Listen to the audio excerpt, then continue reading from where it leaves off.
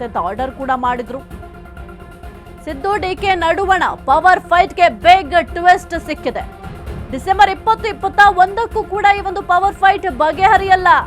December 21ರ high level ಸಭೆ ಈಗ ಮುಂದೂಡಿಕೆ ಆಗಿದೆ. ಈವರೆಗೂ ಸಿದ್ದು ಡಿಕೆಗೆ ಹೈಕಮಾಂಡ್ ಬುಲಾವೆ ಕೊಟ್ಟಿಲ್ಲ. ಸಿದ್ದು ಡಿಕೆ ದೆಹಲಿ ಯಾನದ ಬಗ್ಗೆ ಹೊಸ ಡೇಟ್ ಫಿಕ್ಸ್ ಆಗಿದೆ. ಈಗ ಡಿಸೆಂಬರ್ 24ರಂದು ದೆಹಲಿಗೆ ಸಿಎಂ ಡಿಸಿಎಂ ಇಬ್ಬರು ಕೂಡ ಹೋಗ್ತಾರೆ. ಸೋನಿಯಾ ರಾಹುಲ್ ಸಮ್ಮುಖದಲ್ಲಿ ಮೆಗಾ ಸಂಧಾನವನ್ನ ಮಾಡಲಾಗುತ್ತೆ. ಇದು Ashwavega news big exclusive story. ಇದು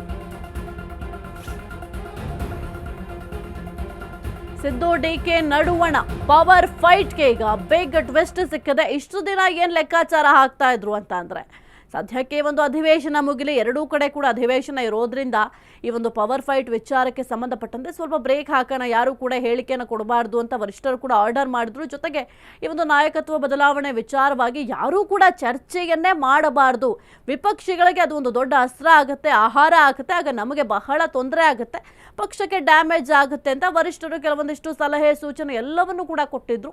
ಹಾಗಾಗಿ ಒಂದು ಅಧಿವೇಶನ ಮುಗಿದ ನಂತರ ಅಂದ್ರೆ ಏನು 20-21ನೇ ತಾರೀಕು ಈ ಒಂದು ಪವರ್ ಫೈಟ್ ವಿಚಾರಕ್ಕೆ ತೆರೆ ಬೀಳುತ್ತೆ ಅಂತ ಎಲ್ಲರೂ ಲೆಕ್ಕಾಚಾರ ಹಾಕ್ತಿದ್ರು. ಕರ್ನಾಟಕ ಕಾಂಗ್ರೆಸ್ನಲ್ಲಿ ಮೆಗಾ ರಾಜಕೀಯ ಬಿಕ್ಕಟ್ಟು. ದಿನದಿಂದ ದಿನಕ್ಕೆ ಅಧಿಕಾರ ಹಸ್ತಾಂತರ ರಾಜಕೀಯ ಜಟಿಲ ಆಗ್ತಾ ಇದೆ.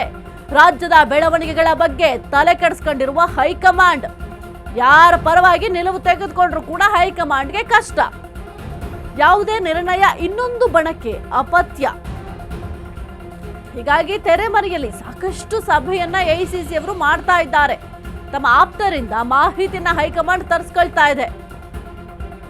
ಸಮಸ್ಯೆ ಬಗೆಹರಿಸಲು ಸೂತ್ರವನ್ನ ರಚನೆ ಮಾಡ್ತಾ ಇದ್ದಾರೆ ಹೈಕಮಾಂಡ್. ಕಾಂಗ್ರೆಸ್ ಹೈಕಮಾಂಡ್ನ ಸಂಭಾವ್ಯ ತಂತ್ರ ಏನ್ ಗೊತ್ತಾ ಹಾಗಾದ್ರೆ? ಇದು Ashwavega news big exclusive story. ಇದು ಸಾಕಷ್ಟು ಪ್ಲಾನ್ ಅನ್ನಂತೂ ಮಾಡ್ತಾ ಇದೆ ಹೈಕಮಾಂಡ್. ಬಹಳ ತಲೆ ಕೆಡಿಸ್ಕೊಂಡಿದೆ. ಏನ್ ಮಾಡೋದು ಕರ್ನಾಟಕ ಕಾಂಗ್ರೆಸ್ನಲ್ಲಿ, ಈಗ ಏನ್ ಮಾಡೋದು ಅಂತ ಬಹಳ ಯೋಚನೆ ಮಾಡ್ತಾ ಇದ್ದಾರೆ. ದಿನದಿಂದ ದಿನಕ್ಕೆ ಒಂದು ಅಧಿಕಾರ ಹಸ್ತಾಂತರ ವಿಚಾರ ಬಹಳ ಜಟಿಲ ಆಗ್ತಾ ಇದೆ, ಬಹಳ ಕಷ್ಟ ಆಗ್ತಿದೆ.